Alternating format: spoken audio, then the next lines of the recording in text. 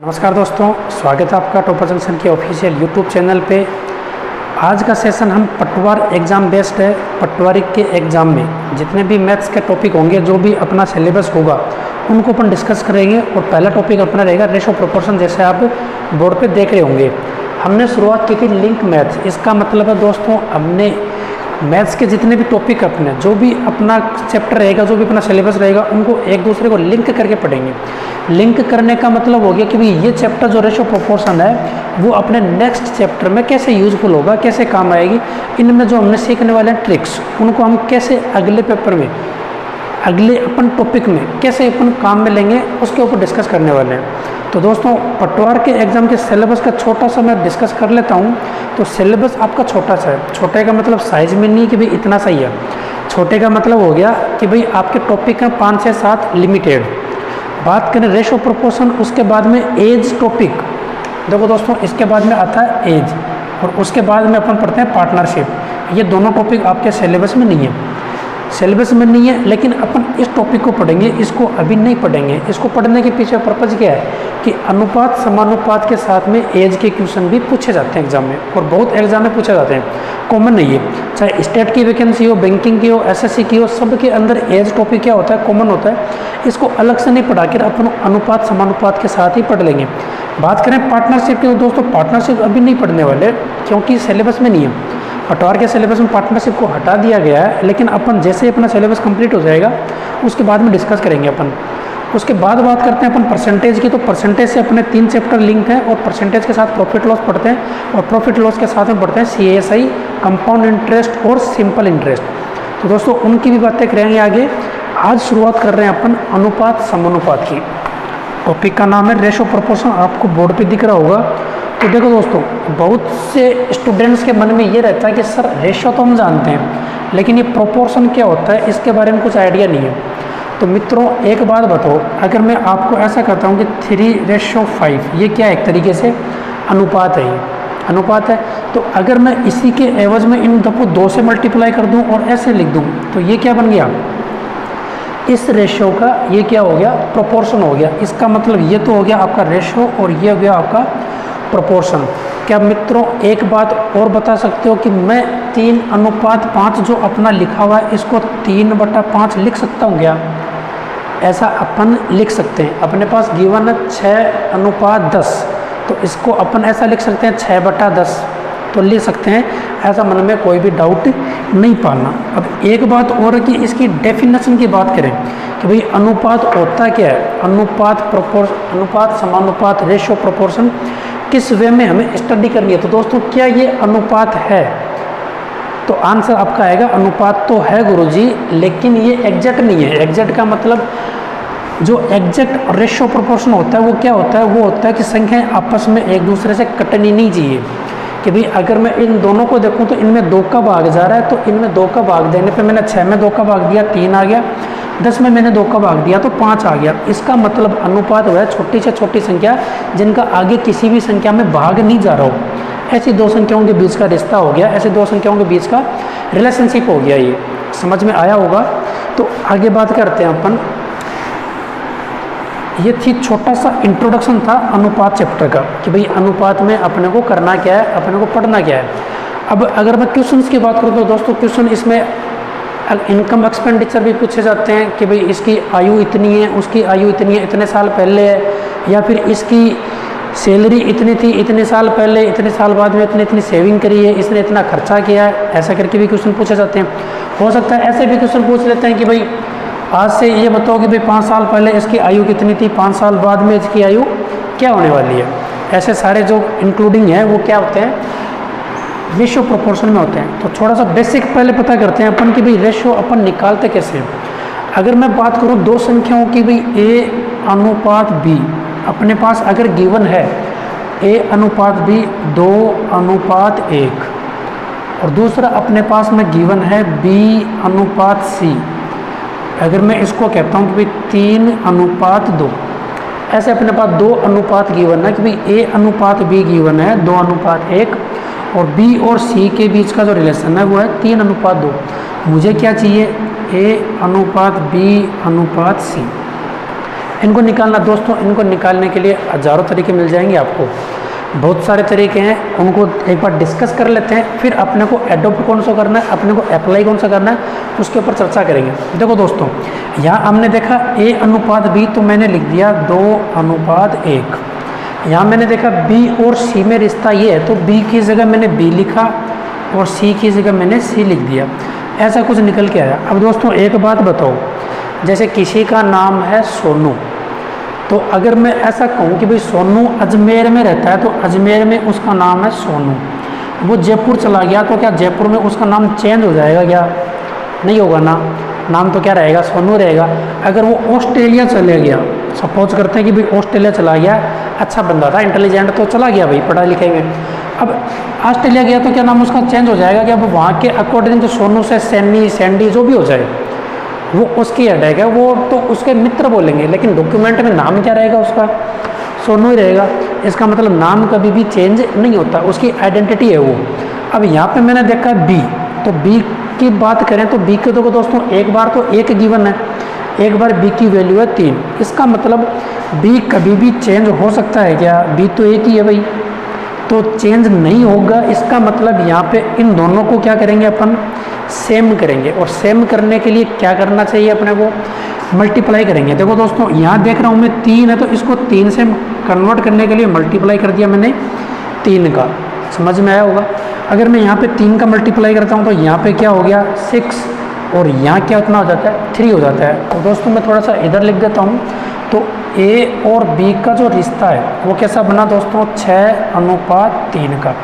B और C का जो रिश्ता था वो नीचे कैसा गिवन है? 3:2 का। उम्मीद करता हूँ समझ में आ रहा होगा। अब देखो दोस्तों, B की जो वैल्यू है वो कैसी है? 3 है। इसका मतलब यहाँ पे मैंने लिखा 6 और ये B हो गया 3 और ये हो गया 2। क्या ये संख्याएं आगे किसी से कट रही है क्या? अगर ये संख्या किसी से आगे कटती तो अपन उसको मेंशन करते, अदरवाइज अपना आंसर क्या हो गया? 6:3:2। ये था तरीका नंबर 1, मेथड फर्स्ट।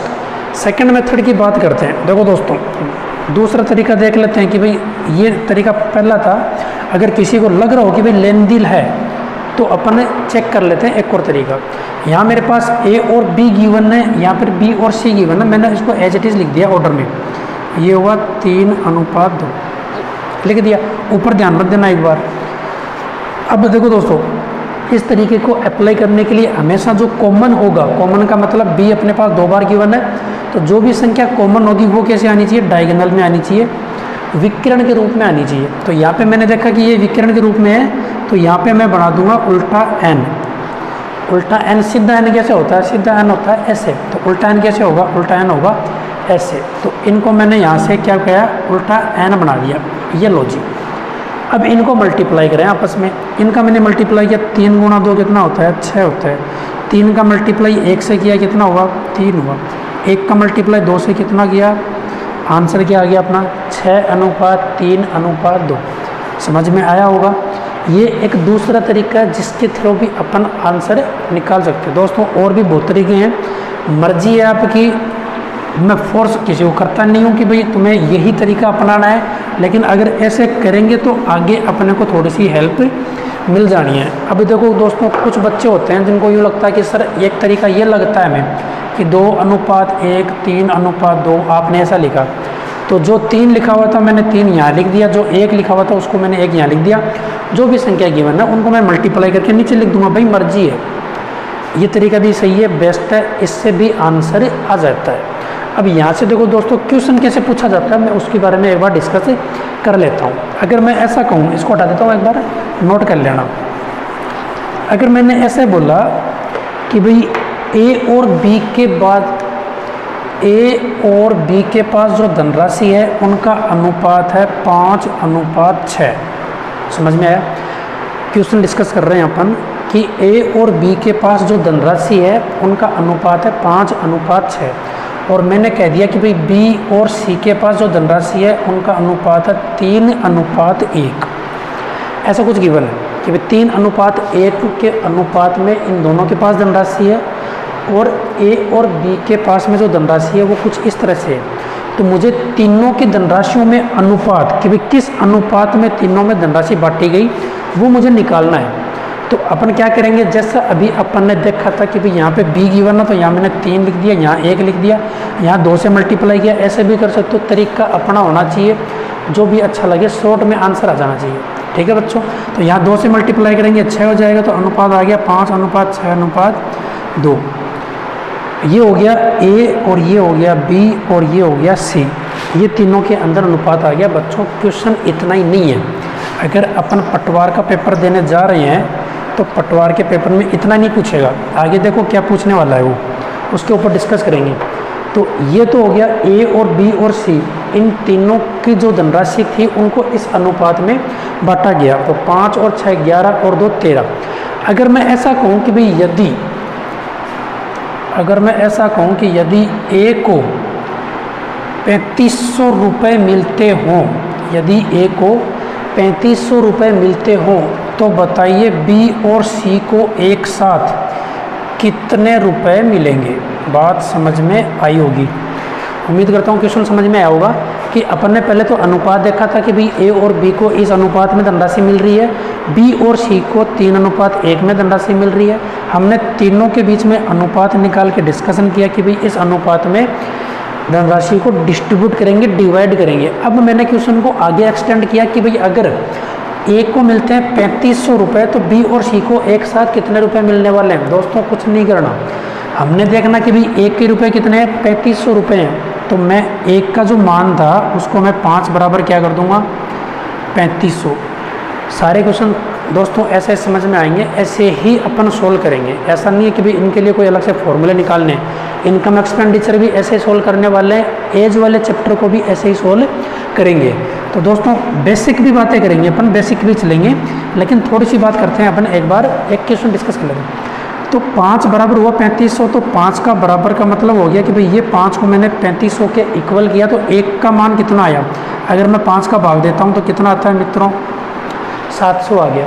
तो दोस्तों 1 का मान आ गया 700, मुझे क्या चाहिए था B और C का एक साथ कितनी धनराशि मिलने वाली है, तो मैंने अनुपात में टोटल कर लिया, 6 और 2 कितना हुआ 8 हुआ। तो 1 बराबर अगर 700 है तो टोटल 8 था B और C का अनुपात में टोटल, तो इसको मल्टीप्लाई करें और ये आपका आंसर हो जाएगा। दूसरी बात बच्चों, ये जो भी कैलकुलेशन है वो कैसे होनी चाहिए, मेंटल कैलकुलेशन होनी चाहिए, उसके लिए आपको पेन पेपर की जरूरत नहीं होनी चाहिए। ऐसा नहीं है कि आप पेन में लिखने बैठ गए, ये गलत बात है भाई। इन ट्रिक्स को आप अप्लाई करें, इनके ऊपर बेस्ट क्वेश्चन करें और आगे इनको सॉल्व करते जाएं। इनको मल्टीप्लाई करके मुझे कमेंट बॉक्स में बता देना कि भाई B और C को एक साथ कितना मिला। ठीक है दोस्तों, अगर मैं इसी क्वेश्चन को चेंज करता हूँ, देखो दोस्तों इसी में देखते रहना, उम्मीद करता हूँ सेशन आपको समझ में आ रहा होगा। पसंद आए तो बच्चों लाइक ज़रूर करें और सब्सक्राइब का बटन ज़रूर दबाएं। अगर मैं इसी में थोड़ा सा चेंज करता हूँ कि भाई अगर मैं ऐसा कहूँ, लो जी क्वेश्चन चेंज कर दिया आपने, अगर मैं ऐसा कहूँ तो कि भाई A B और C को टोटल रुपए मिले 3900, कि मैंने ऐसा कह दिया कि भाई A B C जो तीनों बंदे हैं, इन तीनों को टोटल अमाउंट कितना मिल रहा है 3900, 3900 रुपये मिले। तो आप बताओ कि B का हिस्सा कितना होगा, B का हिस्सा कितना होगा। तो इसकी डिस्कस करते हैं। देखो बच्चों, इनको मैंने अनुपात में ही टोटल कर लिया, 5 और 6 11 और 2 13, तो अनुपात में टोटल हुआ 13, और रुपए में कितना गिवन है 3900। चूँकि क्वेश्चन को चेंज कर दिया अपने, रिलेट मत करना पिछले वाले से, यहाँ हमने कुछ और बातें डिस्कस करी है। तो 13 का मान है 3900, तो 1 का मान 13 का मैंने भाग दे दिया, तो कितना आ गया दोस्तों 300 आ गया। 1 बराबर 300, तो मान किसका चाहिए था अपने को, B की वैल्यू चाहिए थी, तो B का मान कितना है 6। तो 1 बराबर 300, तो 6 बराबर कितना होगा 1800 होगा कि नहीं होगा। मल्टीप्लाई कर दो भाई आपस में, 300 का मल्टीप्लाई 6 से किया 1800 आ गया, ये आपका आंसर हो गया। ऐसे क्वेश्चन आपको पटवारी में मिल जाएंगे। जो भी आप पटवार का एग्जाम देने जा रहे हो, 28 फरवरी जिसकी डेट है, उसमें आपको ऐसे क्वेश्चन देखने को मिलेंगे। अब इसमें और चेंजेस क्या कर सकता है कि भाई B और C का डिफरेंस पूछ सकता है, A और B का टोटल पूछ सकता है, टोटल अमाउंट पूछ सकता है, किसी एक को गिवन कर देगा, कर सकते हो।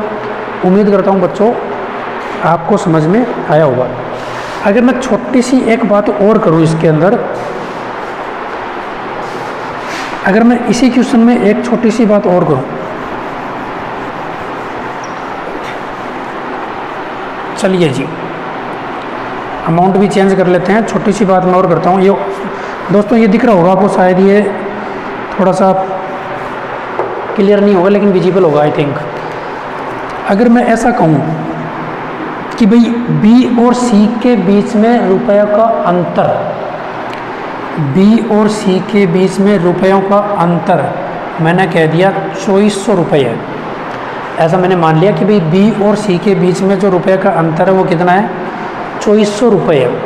तो अनुपात में डिफरेंस कितना है, तो ये पूछ रहा है कि भाई एक के पास कितनी धनराशि होगी। तो दोस्तों यहाँ देखते हैं अपन बी और सी में अनुपात में अंतर कितना है, 4 का अंतर है। तो 4 बराबर मैंने कर दिया 2400, तो एक का मान कितना आ गया 600, एक का मान कितना आ गया 600। तो एक बराबर 600, तो 5, एक का मान कितना है 5, तो 600 को मल्टीप्लाई मैंने 5 से किया, आंसर कितना आ गया 3000। ये आ गया एक का मान। समझ में आ रहा होगा मित्रों, ऐसा मैं समझ लेता हूँ।